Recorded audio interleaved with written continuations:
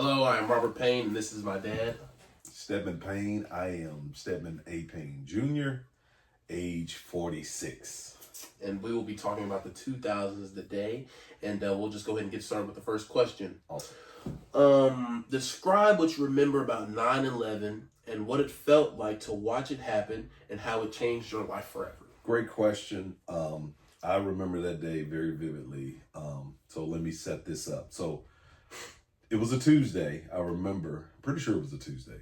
I remember because I worked all day that Monday, and I worked at a local grocery store called Vista Food in Alta Vista.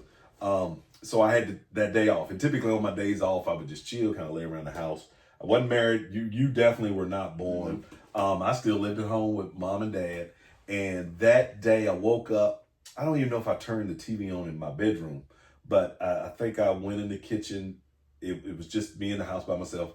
I went in the kitchen, maybe made some toast, probably bacon, because bacon is just good, and some eggs. And then I went into the living room, which we call a den. Turned the TV on, and then, all this stuff is going on. And I think at the time, it wasn't like CNN or Fox News, but it was like your local TV stations like ABC, CBS, and I don't remember which one. But they just kept saying, this was before the second plane hit the building. They said a plane had crashed into the Twin Tower. And I was like, man, what is this? So I just assumed that I didn't even think it was a terrorist attack at the time. I was just thinking a plane got off track and it just hit the building. So I'm watching the reports because you know me, I watch the news a lot. So it didn't just start. I've been watching the news a long time. But I remember calling my grandmother. My grandmother was living, Minerva Payne, my dad's mom. I remember calling her, and we talked all day long. But I called her and I was like, you seeing this? What's going on? Because mom and dad were at work. So I didn't know if they had saw it or not. So we were talking, but as we were talking, as they were doing reports, a second plane hits one of the trade towers. Twin Towers. I gotta get that right. But after the second one hit, then it was just this feeling of like, okay, are we under attack? What's happening? And then we began to get reports on the Pentagon had gotten hit. Then we also heard about the other plane where I think some of the passengers had intercepted one of the terrorists and the plane had crashed. I don't remember where, but I know it was like kind of in the middle of nowhere. But that day it was a feeling of, it was very somber feeling, very sad, very scared, like, okay, what's happening to our nation? I remember, I think at that time there were cell phones, but they were not working because the signals, it was so many people calling, the signals were jammed. I do remember that. Your mom, I think we were dating. I think she was in Danville at that time. So I don't know if I called her. I don't even remember talking to her. I do remember me and your great grandmother, we stayed on the phone all day long. So I was glued to that couch the rest of the day. I remember mom coming home when we were talking about it. And I remember your grandfather, of course, he was a pastor. He called for prayer that night. We had prayer at the church and all the neighborhood came out and it was just a somber day. And probably for the next several weeks, it was that just ongoing nonstop press that had happened. So, very sad time in our nation's history, and hopefully you will never have to experience anything like that. Yes. And how do you feel like that's changed your life, especially now, and just experiencing how you go about life to a day-to-day basis, and how it's changed your life forever? It's changed our lives a lot. I can remember, I think me and your mom at the time we were dating, we went to, this was after we went to New York City right before, it was during the Christmas season, but it was kind of after, so that was September, and I believe we went to New York. We drove to New York. I think it was right after Thanksgiving. After Christmas. But it was before New Year's. Mm. But I remember because we got lost. Yeah. We kept circling New Jersey. We couldn't find the tunnel or the bridge to get on. We couldn't figure that out. But we finally got across. But at the bridge or at the tunnel entrance, there was these guys that were on guard, and they had like these these big guns. Mm-hmm. And that was like, wow, we're in America, and we're just trying to get to New York. But we got there, we had a great time. But the security was definitely heightened. I think even that time, so all of the things that you know now, like TSA and all those things, we had it, but it wasn't to the degree as it is now. Yeah. But it was like checkpoints everywhere, checkpoints crossing the bridge from New Jersey to New York. Flying out was like you just had to expect you're gonna be there. You had I think I'm right when I say this. You had to take that's prompted. You had to take your shoes off in the airport. We didn't have to do that. I don't think before. I don't think we had to take our belts off and things like that. So that prompted and started and really escalated all the security that you see, not only at the airports but just being out in the open in places like that. It really made you take a step back and really like watch your surroundings and things like that. So I think it really just changed your perspective of, anything can happen at any point. Yeah. And then after that, was there any fear after the events of 9/11, like the war in Iraq, and if this could end up in a world war? So for me, my dad, your grandfather, were a history teacher. Yeah. Along with geography history. So the one thing he would always say was the one thing that we don't learn from history, or the one thing we learn from history is that we don't learn from history. Yeah. So I think my household, we always looked at things could always happen. And, we always looked at the news, but I think everybody was just heightened that what is happening with the world. It was just everybody was on edge, and with the Iraq war, my cousin, your second cousin, or cousin once removed, he was deployed there. He did several tours there. He was a Marine.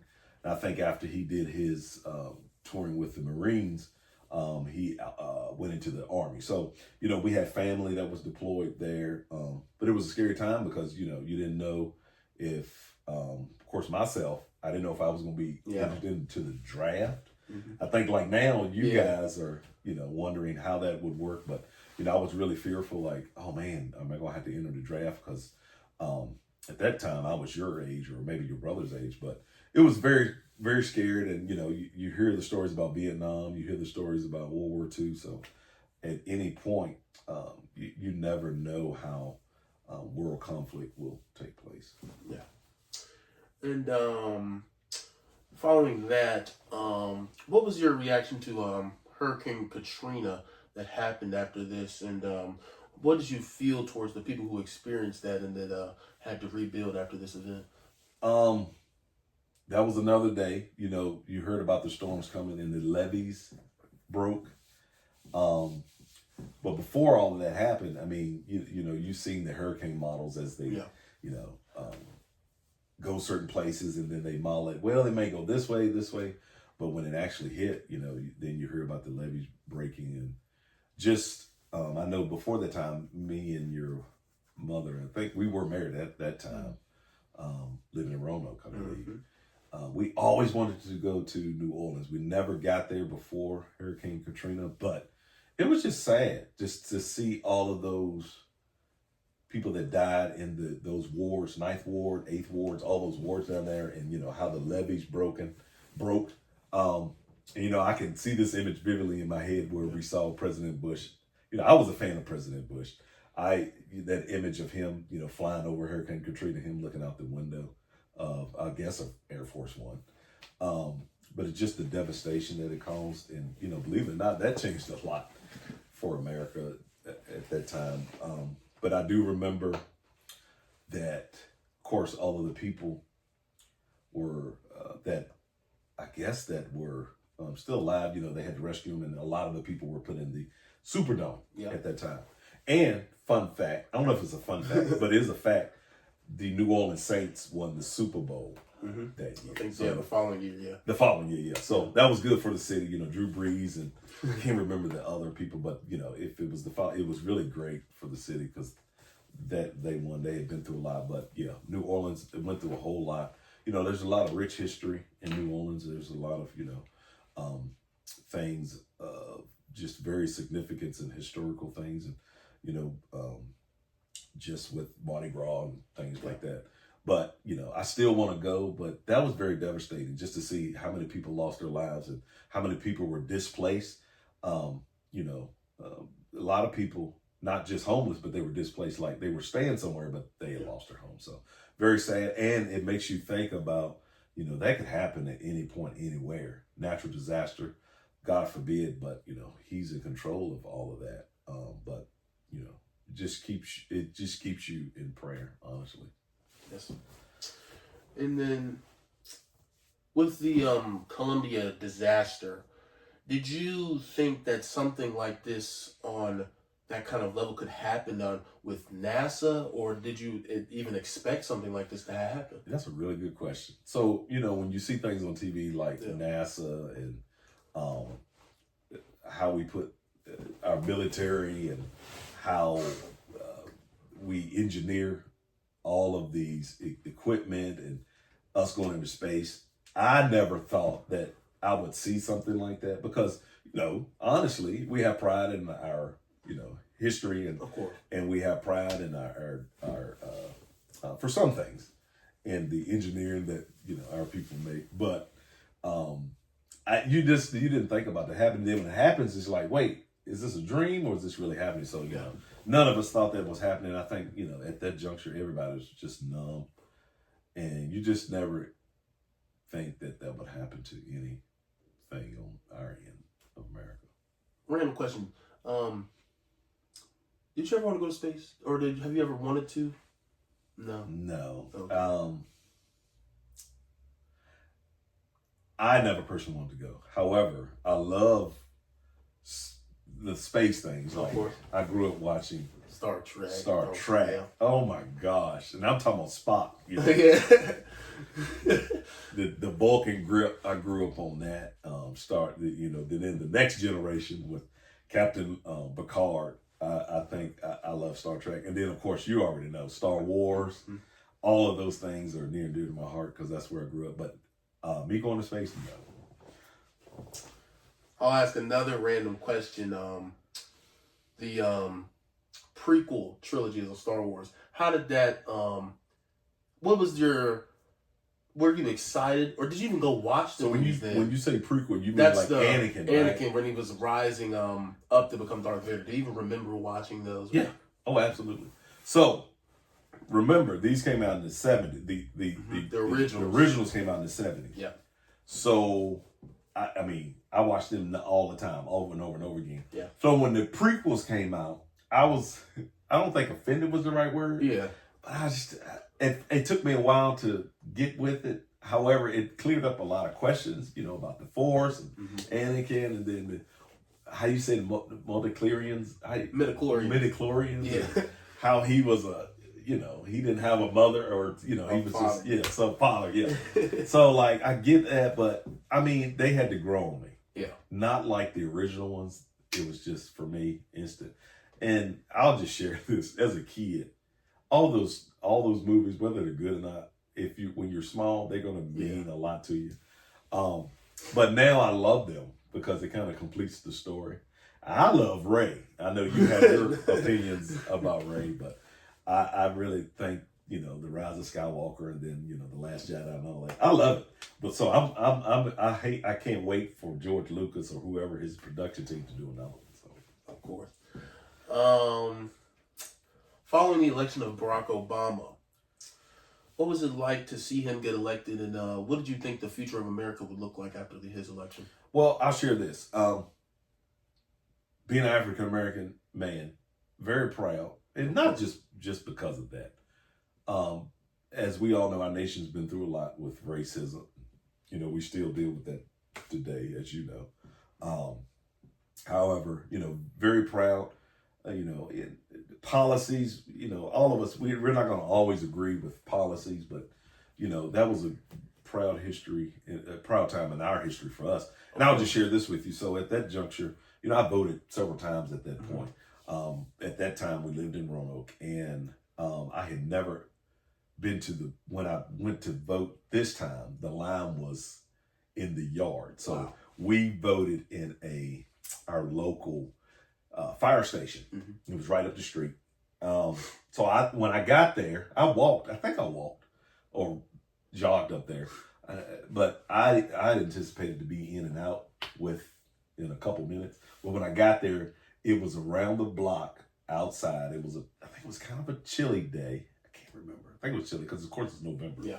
But it was chilly, and you know how you go to you get on rides, yeah, and like it's hot, like you just you're ready to get off the ride or you're ready to get out of line. It wasn't like that. It was just like everybody was there, and nobody was rushing. Nobody was in a bad mood, so it was just a different feel for our nation. As far as the future of our nation, I think that shaped a lot. You can say a lot about our current administration. I'm not going to get into that, but the Bible speaks of things in this juncture, so I'm not going to get into that. But, I think that did shape a lot of the way the history is at this point. Yeah. And then for our final question, one of your favorites, with the passing of Michael Jackson in 2009, with the big, very big hole he left in music, what was some of your best memories of Michael, and what did he mean to you, and what were some of your favorite songs of his? So how much time we have? We're at 17 minutes, so we've hit the time. Well, so you know this. I love Michael Jackson. Yeah. So you've heard this. Your grandfather went to see him at the Roanoke Civic Center. Civic Center at the time. Not the Berkeley Center, but he loved him. So Michael Jackson, so I don't know how to describe this. When I first heard his music, I got chill bumps. Mm-hmm. I was a kid, so it just, his music had a feeling to it that I have never felt before. And listening to it now, older, I still get that same feeling.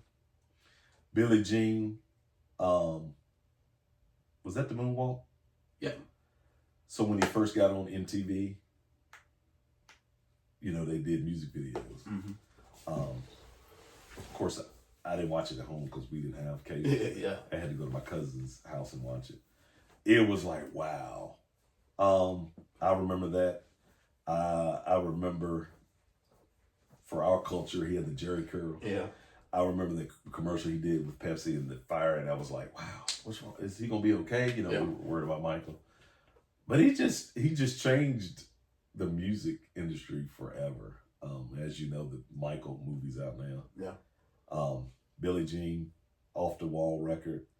I've even seen him in The Wiz. Yeah. I know you watched it, you didn't like it. No. He was the Scarecrow. Yeah. But it's funny, at the time when I was a kid, Michael Jackson, he danced, I was like, man, he did. But it was amazing to me. He got his foundation of dancing from James Brown. Yeah. James Brown, he say he's an innovator, he's creative. But just to see how Michael and people passing now, people were just super excited to see him. And even the rough things that he'd been through, with the allegations of children and just other things. I think, that just speaks to life in general. We're all going to go through something. Yeah. Are you willing to persevere? Are you willing to continue to use the gift that God gave you? But yeah, Michael was, what's the word I want to use? I think in your sports we say generational talent, but Michael was, in my eyes, one of the greatest there ever was in music. All right. And then just to tie it all up and finish it out, you remember any substantial sports moments that you'd like to talk about? Yeah. I think for me was seeing the culmination of you playing football. I think, I know you were like, hey, why are you going to say that? You're talking about the 2000s, man. Oh. I can tie it all in. I think when you see it, it's different. But then watching you play it and how you tie it all together. But so at that jump, I don't know if I was into it as much. I'm an Eagles fan. Yeah. I think at that time it was Donovan McNabb. Yeah. Terrell Owens, I remember, he played a little bit. I think that was the year we went to the Super Bowl. Mm-hmm. I think it's the right time frame. We didn't win it. We lost to the Patriots. Yep. But yeah, so like I like Donovan McNabb. People say what you want to say. I like Michael Vick. So yeah, I just like the combination, and that now to tie it all together, I like how I see you play that same sport, and it's just amazing how time flies, and now I'm 46 and I have a 17-year-old that's doing what he loves, hopefully. So yeah. All right. That'll conclude our interview, and I'd like to say thank you to my dad for allowing me to ask him these questions. Thank you for asking. And then I'd like to thank you, Miss Parker, for letting us have some piece of your time. And thank you, and have a great day. Go Bulldogs.